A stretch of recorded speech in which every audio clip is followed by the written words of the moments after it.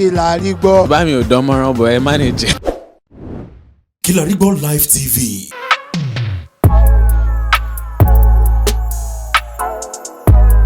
Today is your day.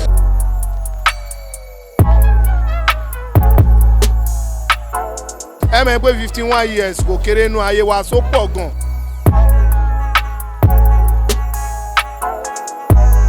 Èèyàn ni ó dáa gbogbo àṣẹ wà ń bí.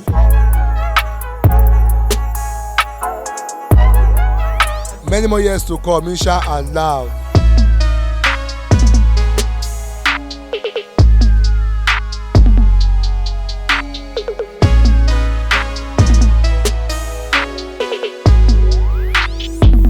Mo kí ẹ pé happy birthday to you.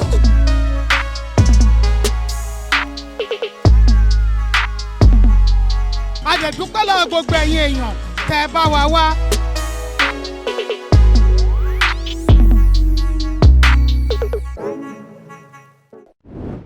Kilarigbo Live TV.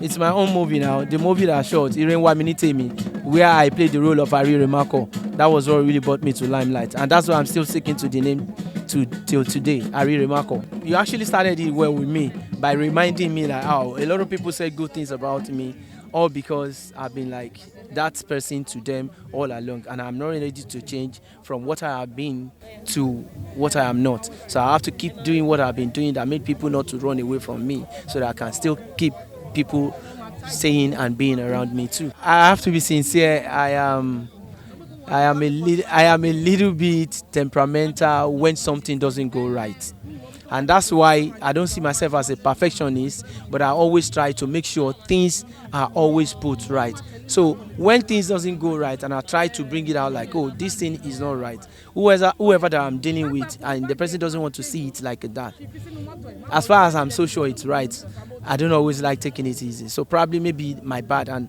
a lot of people that are so close to me, they actually know me for that, and they've accepted me for that as well. Oh well, like every guy met a woman. I was just walking on the street, I saw a beautiful woman across the road. Yes, and I crossed. Yes, in front of her. I was going on the street right in front of their family house, and I saw someone beautiful. I said, oh, hello, how you doing? And she responded, and I crossed over. Was that because you are a celebrity? She doesn't even give a fuck for me because I'm a celebrity. She don't care.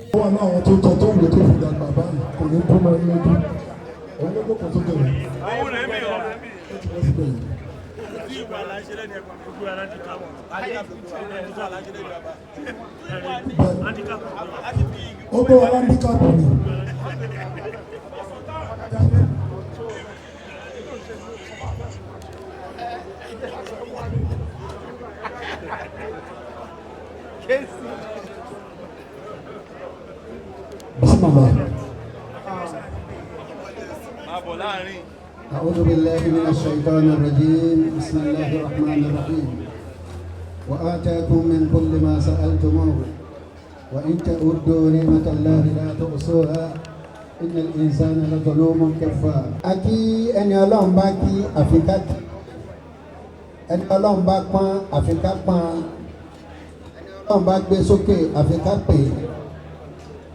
ọ̀gá wa ọ̀sẹ̀ akéde torí ọlọ́ni wà á tẹ́kùn mi kò lè máa sáàlì tó gbogbo bí ọlọ́ni ò lọ sí bẹ́ẹ̀ wà á tẹ́kùn mi kò lè máa sáàlì tó mọ́ ọ̀gá wa wá sí níjọ́ tí ẹ̀ ń bọ̀ wá sáyé ọlọ́ni tó bá ṣe wípé wọ́n wá pè ìjókòó pé báwo ni kí n ṣe ṣe yín báwo ni kẹ́ ẹ ṣe níyì tó báwo ni kẹ́ ẹ ṣe ga tó báwo ni kẹ́ ẹ ṣe gbajúmọ̀ tó ó dàbí pé ẹ̀ ní ìrìkà tó báyìí ọlọ́run wá ní wàásù wà á dákún ní kò lè máa sáà gbogbo tó ọ̀tọ̀ọ̀rọ̀ ni mo ṣe fún ẹ gbogbo tẹlomi ń ṣòfò sí tẹlomi ń wá lọ́nà tí ò rí ọlọ́ni ló ń ṣe ní kò lè máa sáà ó bá yẹ pé tí orin ni ọmọ ẹ̀kọ́ ọtún gbajúmọ̀ ọtún ta ọtún ṣe rí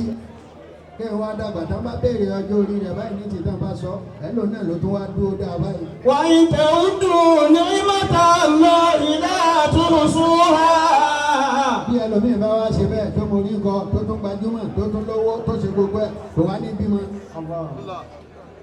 gbogbo ó fẹ́ mọ́ sí nǹkan tí ẹ ní ọlọ́ọ̀ni tẹ bá ní kẹ́ẹ̀ka ẹ náà ò lè kà. sànà lẹ́sàn-án ló mọ̀ káfá. olúwa yìí táwọn èèyàn bá máa ọpẹ́ ní irú yín gan-an ojoojúmọ́ lẹ́ẹ̀ máa pèsè ọpẹ́ pé ọba ń dúpẹ́ ẹ̀wà dúnú ẹ̀wà tí gbogbo ẹ̀. alhamdulilayi. ọ̀gá wa sí wàá báyìí dúpẹ́ alhamdulilayi ta'ala. alhamdulilayi ta'ala. alhamdulilayi ta'ala. alhamdulilayi ta'ala. olúwa ò máa ṣe olúwa ò. alhamdulilayi ta'ala.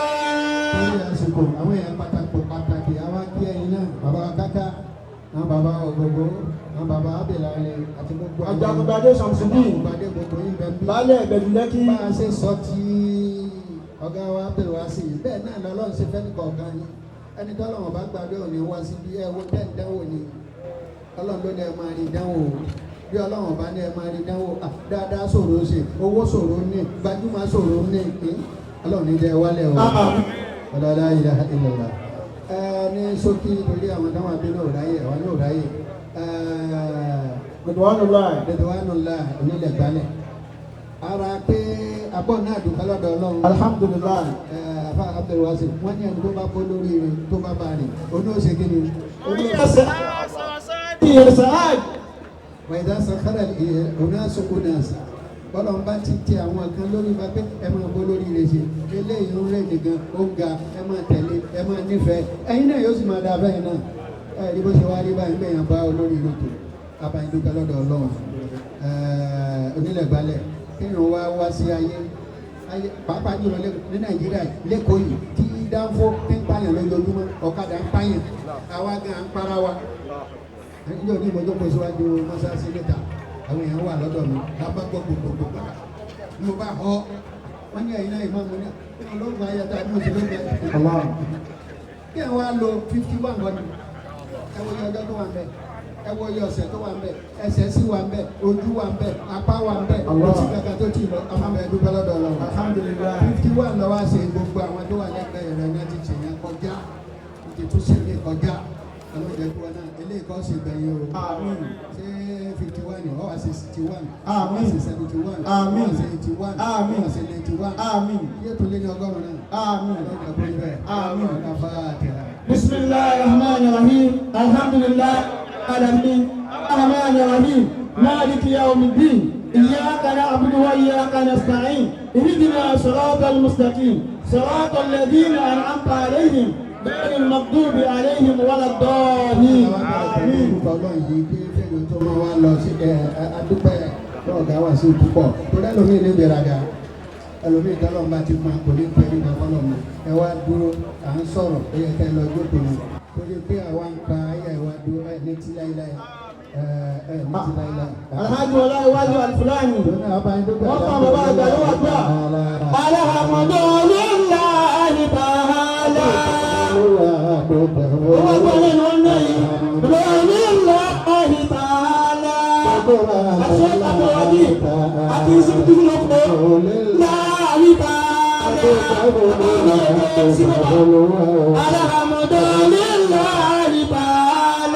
Real one, Ishola Ade, Babatunde, ọmọ onílẹ̀gbálẹ̀ agara. Today is your day. Ẹ má yẹ ká tí ò ní kankan nú. Mo kẹ́ ẹ pé happy birthday to you. Long life and prosperity. Ìgbà ọdún kan ló máa jẹ́ ní agbára Ọlọ́run. Ọmọ tó bá ṣe dáadáa, ó ti dandan kó máa rí ìyọ̀nù òbí. Èyí tó bá wù àtókù dé kí àtò, ebi tó bá ti bára ẹni. Do you understand? Nítorí pé o ṣe dáadáa. I've never for a single day in my life regret pé mo bá ẹ ṣe. Àti àwọn tó tún kù tẹ̀tún jọ wà bákan náà. Kò sí ìbíkúbi ní gbogbo ọmọ tí wọ́n bá mi ṣe pọ̀. Ìyẹn lásán mo kẹ́ ẹ pé o kú oríire. O ti bọ́ sípò àgbà báyìí. O ti bọ́ sípò àgbà. Ní agbára Ọlọ́run wàá dàgbà wàá dògbò wàá fi ọwọ́ pawú báyìí wàá fi erigi wàá fi jókòó ní agbára Ọlọ́run. Màmá wa tó wà lé ní agbára Ọlọ́run ẹ̀mí wọn á gùn fún wa o. Ìgbàkúgbà tó bá máa yá wọn ò ní kábàámọ̀ ní agbára Olódùmarè. Wọ́n ti ń dàgbà wọn ò tí ì dògbò wọ́n á dàgbà wọ́n á gbó tòlótòló ní àṣẹ Ọlọ́run ọba láàánú jùlọ. Bó ti wọ́n kí wọ́n á pẹ́ láyé tó wọn ní mojórí ọmọ. Èwo náà ní mojórí ọmọ èmi náà ní mojórí ọmọ o lágbára Olódùmarè. Once again happy birthday to Rewa. Ọlọ́run ti wà alihamdulilayi but lẹ́yìn Ọlọ́run àwọn ọ̀gá wa àti wàá dúpẹ́ lọ́wọ́ alájí wa náà àwọn náà lọ́wọ́ tètè fún wa wọ́n dẹ̀ pọ̀ wá lé ẹ̀yìn náà ìwé ó dáìtọ̀ ti dé alihamdulilayi bàbá wa kéwà ẹ̀ pẹ́ fún wa o lágbára Ọlọ́run ẹ̀ ní ṣubú dànù lágbára Ọlọ́run àlẹ́ṣì náà ní láti sọ̀rọ̀ pọ̀ bùkọ́ tí bá sọ̀rọ̀ jù náà wọ́n ní kí ẹgbẹ́ kó sọ ọ̀rẹ́ náà ni wọ́n máa sáìdì ẹ̀ náà ni but alhamdulillah inshallah more years to come lágbára Ọlọ́run àwọn àtàjọ ṣe 51 yìí àwọn ṣe 61 71 81 gbogbo ẹ̀ lọ àtìgbà tó náà bá ló yá inshallah. Orúkọ mi ní Alhaji Samsudi láti àgbàdo pẹ̀lẹ́pẹ̀lẹ́. Alẹ́ ìṣòrílẹ̀ gbalẹ̀ ó jẹ́ èèyàn kan pàtàkì tí ó nífẹ̀ẹ́ ọmọ akéjì gẹ́gẹ́ bí ààrẹ. Ẹ̀rọ tó yẹ kó máa ń ṣe afẹ́nifẹ́re ni. Tí Alẹ́ tó bá sọ fún ẹ kó òun ń bọ̀ ni. Ìbáraẹ̀ náà òun ló bẹ́ẹ̀ ṣe kò ní bẹ́ẹ̀ ṣe ni kò sí nǹkan tó lè rí. Ẹni tó máa ń jẹ́ kí tí ló bá ní ìlọrùn kò lójú kòkò. Ilé tó kú lọ Ọlọ́run ní ọmọ lọ́wọ́ pẹ̀lú àpẹjẹ mi. Pẹ̀lú mi sí àṣọ́pọ̀ àti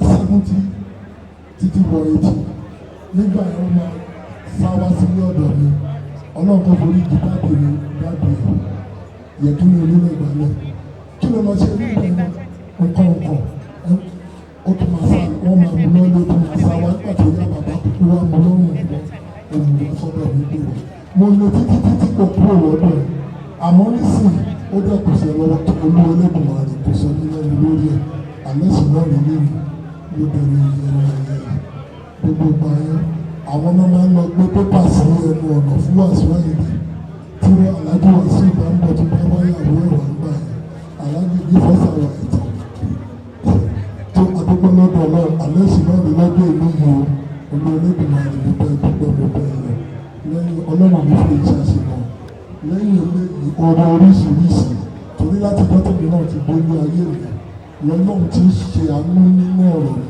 tó àánú yẹn kò dẹ̀ sẹ́ni tó gbé ní ilé ẹ̀mí nígbà fọ́ọ̀kì ọdún fátí òṣèlú rere ní àfẹnú tó bá láníyàn tó dà bẹ́ẹ̀ ni wọ́n ti dàgbà yìí náà ó ń gbọ́ ní ẹ̀rọ títí ni tó ọ̀rẹ́ yẹn bá gbogbo oríta ní alẹ́ ẹ̀ṣẹ̀ wọn ò ní fẹ́lẹ́ ìdágbére fáyé wọn ò ní sí ìbọn ó ní wákàtí náà pé mo ṣe sọjọ́ ọ̀bí ẹ̀yin tẹ wá sí bíbí ìlọ́dún lọ́sìn Ọlọ́run sórí kálukú nílò nínú orí ẹgbẹ́ báyìí la máa ma bára wa ṣe èyí tó tó kọdún parí ọdún yóò lè dùn wá mẹ́wàá lọ. Mo kí gbogbo ara ilé o mo kí gbogbo etí tó ń gbọ́ mi mo kí gbogbo ojú tó ń wò mí etí tẹ fi ń gbọ́ mi ò ní di ojú tẹ fi ń wò mí ò ní fọ́ lẹ́ẹ̀kan sí orúkọ ti tèmi ni Alhaji Abdulhakeem Olúwọlé ọmọ Cole tí gbogbo ayé mọ̀ sí Baraka Emir ọba ìlú kan ẹ ṣáà ti mọ̀ kò ṣe dúró wò bó ṣe lọ là ń tẹ̀lé at the same time lọ́jọ́ ti tè ní ọ̀dọ̀ Alesh la wà ọ̀dọ̀ Rilwan onílẹ̀gbàlẹ̀ ọmọ bíbí rẹ̀ Èkó bíbí rẹ̀ ò ṣe fowó rà kókó lé kókó èkó èkó ṣáárí ọdún ẹ̀ láwà lọ́jọ́ ti tèmi tó ń ṣe ọjọ́ ìbí ẹ mọ̀ pé 51 years kò kéré nú ayé wa só pọ̀ gan sórí ń ta wọn ni wa só pọ̀ gan nú ayé ó ti yé yín kéèyàn tó wò ṣùṣùn láti ẹyọ kan tó fi dórí 51 ẹ̀ lágbọ́rọ̀ Ọlọ́run ọba gbogbo wa pátá ní fojú sunkún ọmọ ẹ ní fojú sunkún mèmí náà ní fojú sunkún gbogbo yín ọ̀dọ̀ Alesh la wà ẹ mọ̀ pé tẹ́ni ńlá bá ń ṣe ń la àwọn èèyàn ńlá làwọn sọmọ rí àwọn olóríire àwọn bọ̀rọ̀ kìíní lẹ máa rí ń bẹ̀ ó tún wá jẹ́lé nínú ológo lolórin tó wà níbí báyìí olórí alálùbáríkà Alhaji Wasiu Ayinde Marshal K1 the ultimate mayegun general lọ́wọ́ àbí báyìí lọ́jọ́ ti tèmi àwọn sọmọrí yapa nínú bíbá igan ó ti yé yín sìn mélòó lẹ fẹ́ kà nínú eyín Adépèlé bọ̀tí kọ́ tó dá máa ṣẹlẹ̀ ń bíbá igan tó dá máa balẹ̀ ó ti yé yín bọ̀ lọ́jọ́ ti tèmi tó bá ní kúrò ń bẹ̀ yẹn náà Alesh ló wà ń bẹ̀ Wàsó àti ẹyọ kan 51 years kò kéré nú ayé lágbọ́rọ̀ Ọlọ́run ọba gbogbo àwa tá wá síbí láyọ̀ àti àlàáfíà àádẹ́ padà sílé wa pẹ̀lú alihamudulilayi mo jẹ́ kí gbogbo ẹni tó ń wò mí lẹ́ẹ̀kan sí mo kí gbogbo àwọn tó wá sí ibà iná tó fi lé wọn lẹ̀ tó fọ̀nà wọn lẹ̀ lágbọ́rọ̀ Ọlọ́run àbúrò ò ní jẹ́ títí wọn ó ti yé yín sìn ẹ jọ̀ọ́ ẹ máa bá wa subscribe sórí Kilarigbo TV gidi ni owó tẹ máa fi mú tẹ máa fi ra dátà ètò wa ṣe ti gbọ́ ọ ní Kilarigbo ẹ máa subscribe sórí ẹ ibi tẹ ti máa mówó yàn àgbà náà ní wọbẹ ẹ ṣé gan thank you very much.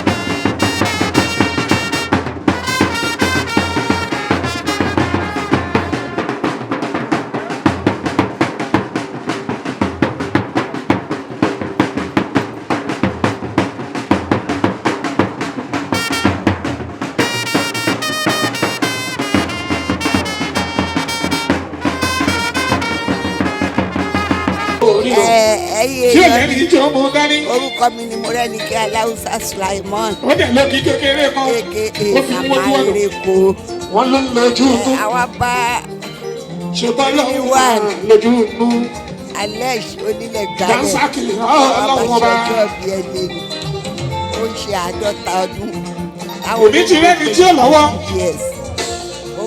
tí ò lọ́wọ́ kó o lẹ́sẹ̀ a ṣe púpọ̀ ọdún láyé ó gbóyún sínú ìgbà ọdún ó dẹ̀ sọ̀kalẹ̀ ayọ̀ ó tún fọ́mọ náà ó fún ní ìtọ́jú àyìnbó mọ́kọ́ ọlọ́run ló kéré kábíyèsí ọlọ́run ọba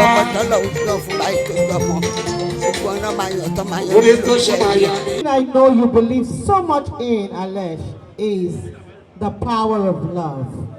You believe in unity, you believe in togetherness, you believe in oneness.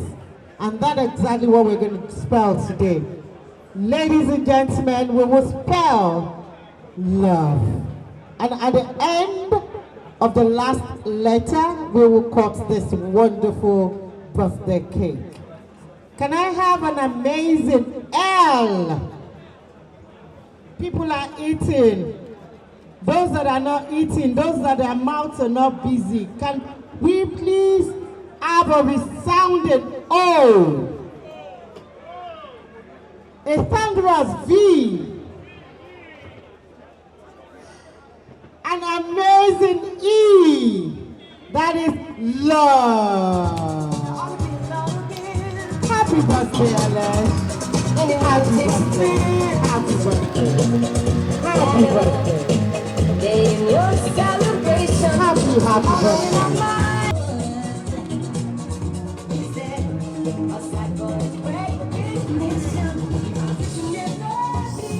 Orúkọ mi ni Akíntúndé Yusuf aka Konu Èkó bàbá Èkó ọmọ sánsán bíi owó gbogbo alára mi báyìí fún bọ́dà wa ọ̀gá wa Alesh onílẹ̀gbàlẹ̀ arimakọ èèyàn ni ó dáa gbogbo àṣẹ wà ń bí tí ó bá dáa gbogbo àwọn lè sí ń bí nítorí pé ó dáa ìwọ náà try good it's good to be good ìwọ náà try kó dáa nítorí ìjọ nǹkan ẹ̀yẹ ẹ̀kọ́ lè dúró tì wọ́n náà Alesh gbogbo wa la torí ẹ̀ wá ibà ó ń ṣe 51 years Alesh at 51 ó super ó dùn gbogbo nǹkan ló wà ń bí àwọn sọ̀rọ̀ wà ń bí ó yé yín ẹ má ẹ jẹ́ bẹ́ẹ̀.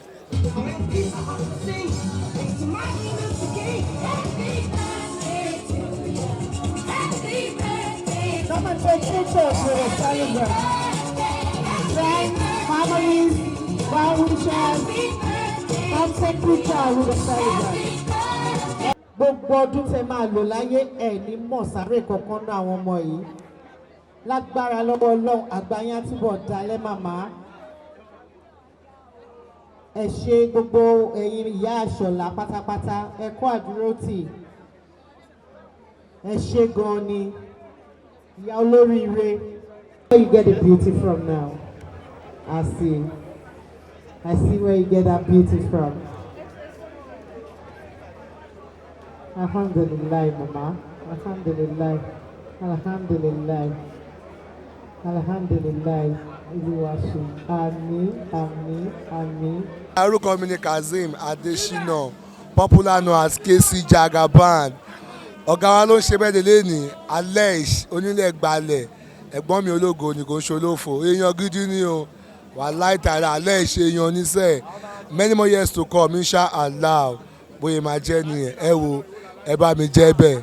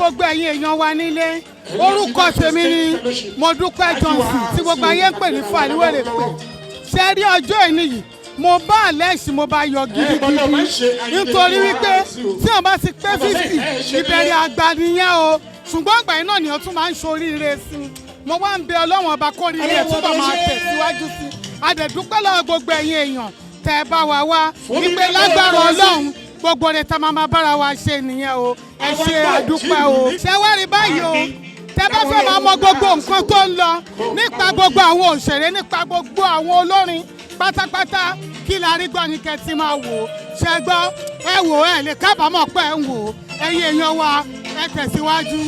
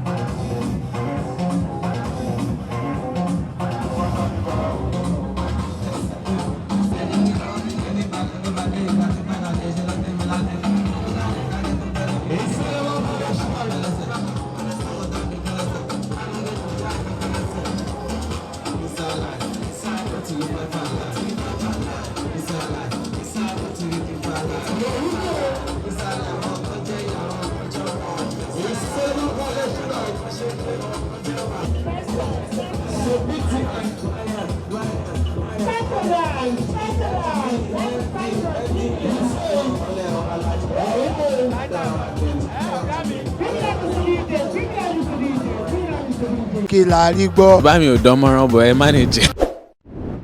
Kilarigbo Live TV, ìkànnì amúlùdún àkọ́kọ́ tó ń gbé àṣà àti ìṣẹ̀lẹ̀ Yorùbá lárugẹ. Atagbantagba lóde tagbangba ló ti pápá tó ní kí lóní tagbangba ó ṣe.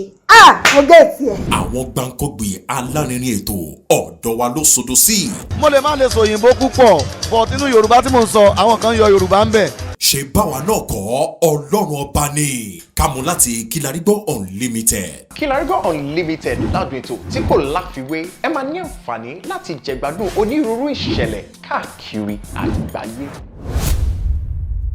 Tó bá kó wájú sí ọkọ òótá tó bá kẹ̀yìn sí ẹ̀kọ́ òótá tó bá kù wọ nìkan kó o tó rárá rẹ̀ pa gẹ́gẹ́ bí ọmọlúàbí òun náà ni ọ̀rọ̀ tí a fi ṣíde ètò tòní lórí ètò bó ṣe lọ lórí Kilarigbo TV. Àjọrò. Orúkọ tèmi ni Samuel Ọláolúwa Ọlásẹ̀yìndé tí gbogbo èèyàn mọ̀ sí Samuel Ajírébi. Inú mi dẹ̀ dùn láti wà lórí ètò yìí. Ọ̀rọ̀ tó ń lọ. Insecurity kò sí right from now. Ṣẹ́ǹsì kò sí. Wọ́n dẹ̀ sọ pé ẹni tí bá ń pa kò sí nǹkan tí wọ́n máa fi lọ tí ò ní ṣe. Wọ́n ti ta ẹ̀jẹ̀ Yorùbá sílẹ̀ jù inú wọn ò dẹ̀ dùn fún nǹkan tó ń ṣẹlẹ̀ lórílẹ̀‐èdè yìí. Nǹkan tó ń ṣẹlẹ̀ yìí Ọlọ́run á jẹ́ ká pa ìjọba lè ka. Ọ̀rọ̀ sunukun. Kí gbogbo ẹ̀yin ará lé káàbọ̀ lẹ́ẹ̀kan sí lórí àkọ́tún ètò wa ètò yín ọ̀rọ̀ sunukun. Níbi náà la máa ti máa ń gbẹnulé àwọn ọ̀rọ̀ lọ́ọ̀kan òjọ̀kan ọ̀rọ̀ lóríṣiríṣi níbi tí gbogbo ohun tó bá ń lọ lórílẹ̀‐èdè Nàìjíríà àti káàkiri àgbáyé lápapọ̀. Lágbo. Security issues is a very sensitive issue in every society. Ó máa rí kó bá ayé ṣètìlọ́ bàbá rẹ̀ lónìí kiri.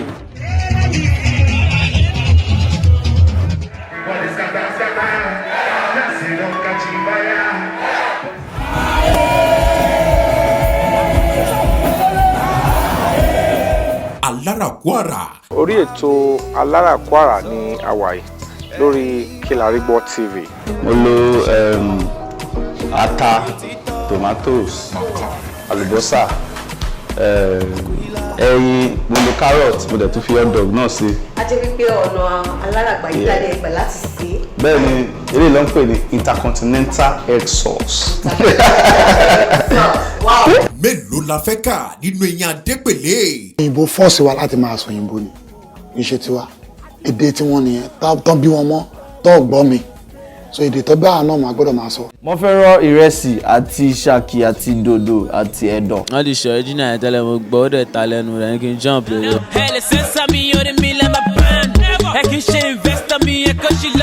tẹ bá dé ti fíìmù tó tẹ́ bá tí ì fi orin sí tó ń pè ní soundtrack fíìmù èèyàn tí complete kò tẹ̀ ní mí nì. láti ilẹ̀ mo ti láì pé kí n máa wo fíìmù Yẹmí my lover má fìyà jẹ mí o. KPK kò gbọ̀kẹ̀ Kilarigbo ló ń jẹ́ bẹ́ẹ̀ ká ṣe àkálẹ̀ àwọn ayẹyẹ lọ́nà tí ìgbàlódé léyìí tẹ́yìn ó sì gbádùn ẹ̀.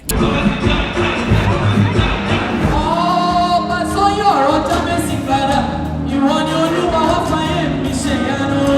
Kilarigbo Live TV gbọ́ ń pa ẹ̀.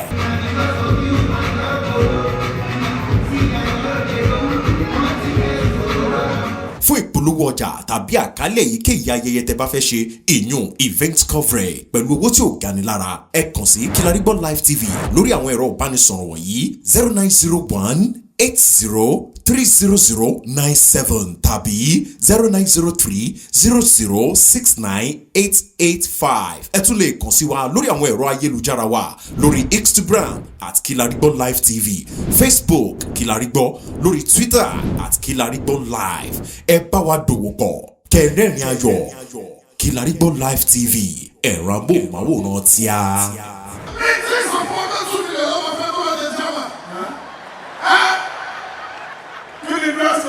ẹ̀yin olólùfẹ́ ètò Kilarigbo.